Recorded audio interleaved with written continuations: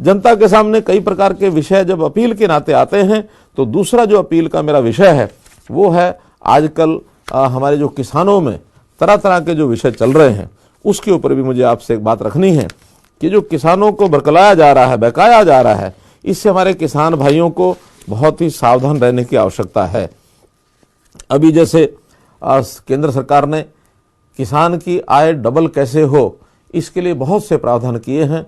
आत्मनिर्भर भारत में भी कृषि को आगे बढ़ाने के लिए, किसानों के कल्याण के लिए बहुत सी योजनाएं बनाई हैं। और साथ ही जो 3 कृषि बिल जो कानून बने हैं, उनका भी हेतु यही है कि हम एक खुली मार्केटिंग व्यवस्था किसानों को दें, किसानों को हर प्रकार की सुविधाएं उपलब्ध कराएं।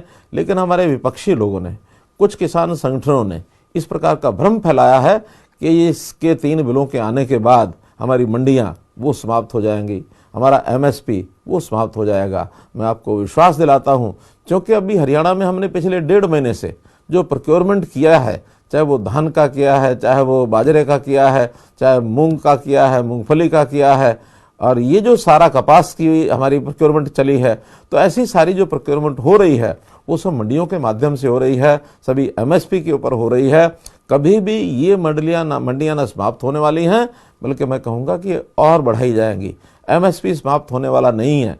तीनों कानूनों के कारण से तो अगर कहीं किसान को एक और अवसर मिल रहा है कि MSP के से ज़्यादा रेट अगर कहीं बाहर खुली मंडी में, प्राइवेट मंडी में उसको मिलता है, तो वो जाकर के अपने अनाज को बेच सकता है। इससे पहले वो खुले में अपना अनाज बेच भी नहीं सकता था। तो हम लोगों ने अपने यहाँ हरियाणा में केंद्र सरकार की योजना से तो धान इस बार प्रोक्योर किया है, आगे रबी में गेहूं प्रोक्योर करेंगे। लेकिन इसके अलावा भी जो ऐसी चीज़ें केंद्र ना भी करे, हम उसको प्रोक्योरमेंट कर रहे हैं, चाहे वो बाजरा है, मक्का है, मूंगफली है, सूरजमुखी है, और इसके अलावा सरसों है। ये सब चीज़ें हम यहाँ प्रोक्योर कर रहे हैं।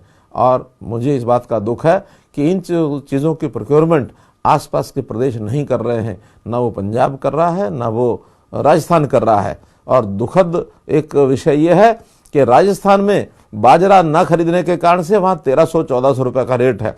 वहाँ से एक जो दुखद पहलू है, जिसके लिए मैं अपने यहाँ के किसानों को, अपने व्यापारियों को आगाह करना चाहता हूँ कि राजस्थान से एक थोड़े लालच के लिए हम जो बाजरा खरीद करके यहाँ ला के बेचना चाहते हैं, वो एक बहुत अच्छा विषय नहीं, बल्कि मैं कहूँगा कुकृत्य है, क्योंकि उसके कारण से हरियाणा के किसान का नुकसान होने वाला है। बाजरा जो खरीदा जाएगा उसका सरकार को भी नुकसान है।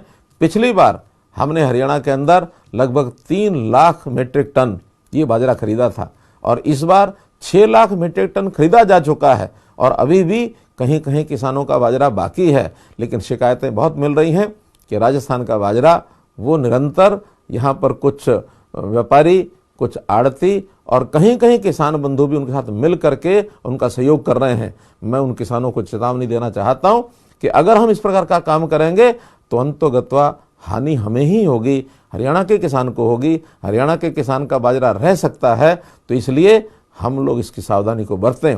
हमें अपने प्रदेश के लिए, अपने किसानों के लिए, उनके हित में कोई नुकसान उठाना तो हम उठाएंगे, लेकिन किसी और प्रदेश के हित में हम ऐसा कोई काम करें, ये हमें भी अच्छा नहीं लगता है।